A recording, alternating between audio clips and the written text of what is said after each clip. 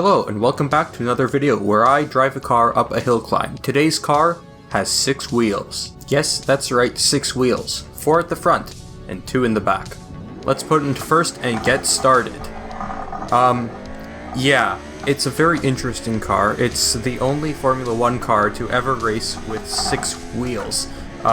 This Tyrrell P34 raced in the 1976 and 77 Formula 1 seasons. And it was deemed uncompetitive for the 78 season. Any car with that many driven wheels was banned, and later on, the number of wheels, maximum wheels, should have gone to third there. Number of maximum wheels was set to only 4. And so, yeah, it's a historic car. It's still there are still some that remain today, that are driven around at, historic races and, any events like the Goodwood Hillclimb. But when it did race, it only won one race, the Swedish Grand Prix. And that's it. That's all it has. Other than looking weird, the only victory it has is just that one race. It's got obviously loads of downforce, and back in the day, this is when aerodynamics, they put a greater focus into aerodynamics.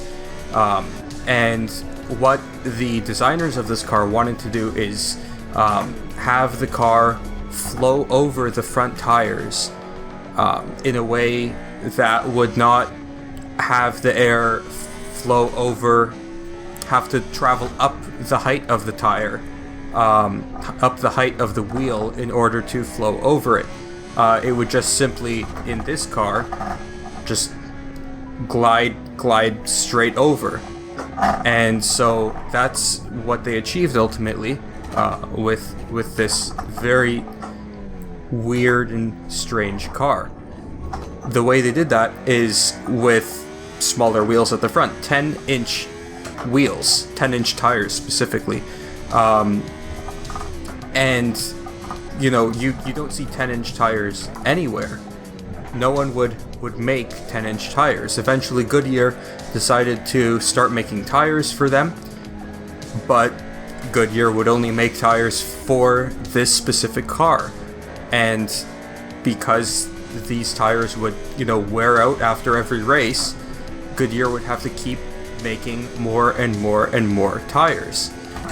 Just for them, though. And so eventually Goodyear decided, you know what, we don't really need this. And Goodyear decided to not supply these tires to them anymore at the end, I believe, of the 1976 season, where there was a driver change as well, which forced Tyrrell to change the design of the car in order to better fit this new driver, which removed some of the handling prowess that this car had. So, in the end, this car was not massively successful. It didn't win anything huge like the Lotus 98 or the Lotus 79. It wasn't very, very huge in terms of technological innovation, but some other teams started tinkering with the idea of having a 5-wheeled car. And so March, Williams, and I think Ferrari, only a 5-speed in this, decided to start tinkering on some cars. But instead of having small wheels at the front, where tire manufacturers would have to struggle to supply tires, they decided to have 4 wheels at the back, which means that, well, you're going to get a whole lot more oomph from the back end of the car. So none of those cars ever raced, and this is still the only F1 car to ever race with 6 wheels on the ground. And the reason why they chose 4 wheels at the front rather than, just 2 small ones at the front is because the contact patch, the amount of space that would, or the amount of area that the tires would be touching the road, the amount of grip essentially, would just be, oh, please don't ruin it here. That's good counter steer. The contact patch would be very, very, very small. And so they would have to have 4 wheels at the front in order to increase the amount of grip, because you don't want to put a huge rear wing and at the same time compromise the whole tire scheme, the whole small tire scheme. So that's the P34, that's the history, and it still races today in some historic races and at events, but it's yeah, still the only F1 car to ever race with 6 wheels. It's very, very quick. It goes around 300 kilometers an hour with a 5-speed gearbox, and I'm using the sequential here. And actually, we're almost at the end of we're almost at the end, and I don't even remember what the fastest time was. I don't even remember if the Porsche last week beat the time. Oh wow, that's 2 very almost death moments. Let's power up here all the way. It will be a 6:01.5.